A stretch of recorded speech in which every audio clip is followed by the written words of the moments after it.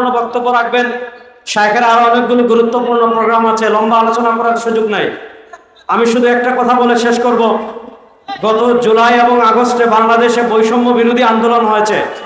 আপনারা জানেন বাংলাদেশে 92% হলো সংখ্যায় মুসলমান, আর 92% মুসলমান এরাই হলো বাংলাদেশের সবচেয়ে বেশি বৈষম্যের শিকার।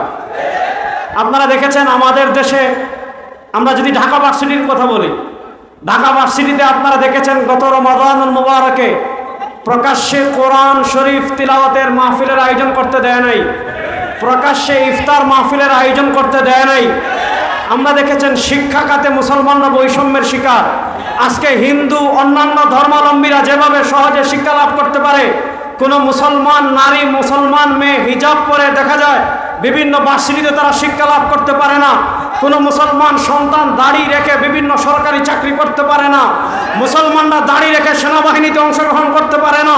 মুসলমানরা দাড়ি রেখে পুলিশে চাকরি করতে পারে না। এই ধরনের বৈষম্য বাংলাদেশের মানুষ আর দেখতে চায় না। সকল রাজাকাররা বাংলাদেশে এই ধরনের বৈষম্য তৈরি করতে চাইবে, বাংলাদেশ থেকে বিতাড়ন করে ভারতে পাঠিয়ে দেওয়া হবে। 2 নম্বর আরেকটা কথা আমি বলে শেষ করব। আপনারা জানেন বৈষম্য বিরোধী আন্দোলন হয়েছে, কথা পরিষ্কার, এই দেশের 92% মানুষ মুসলমান। মুসলমানদের তাহজিব তামাদ্দুন, মুসলমানদের ঈমান, মুসলমানদের সংস্কৃতি বিরোধী কোন শিক্ষা সিলেবাস এই বাংলাদেশে চলতে দেওয়া হবে না। পরিষ্কার ভাষায় বলতে চাই, গত চরমোনাই তো আমরা বলেছিলাম আওয়ামী ফ্যাসিস্ট সরকারের উপর কাঁধে ভর করে এই দেশে তারা সমকামিতাকে প্রতিষ্ঠা করার জন্য ট্রান্সজেন্ডার মতবাদকে তারা আমাদের দেশে নিয়ে এসেছিল। আজকের এই জনসমাবেশ থেকে আমরা শায়েখ চরমোনাইয়ের উপস্থিতিতে সুস্পষ্ট ভাষায় ঘোষণা করছি, এই স্বাধীন বাংলাদেশে কেউ যদি ট্রান্সজেন্ডার মতবাদকে প্রতিষ্ঠা করতে চায়, বাংলাদেশের মুসলমান ধরে ধরে সব করে ট্রান্সজেন্ডার বানিয়ে দিবে।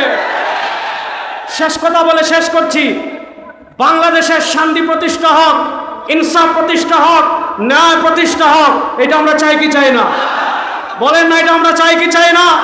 আমি আপনাদেরকে পরিষ্কার মেসেজ দিয়ে দিতে চাই, যদি ইনসাফের বাংলাদেশ চান, যদি ন্যায়ের বাংলাদেশ চান, যদি সাম্যের বাংলাদেশ চান, সব তন্ত্র মন্ত্র প্রয়োগ দিয়ে শায়েখ চরমোনাইয়ের হাতকে শক্তিশালী করুন, ইসলামের বাংলাদেশ প্রতিষ্ঠা হবে ইনশাআল্লাহ।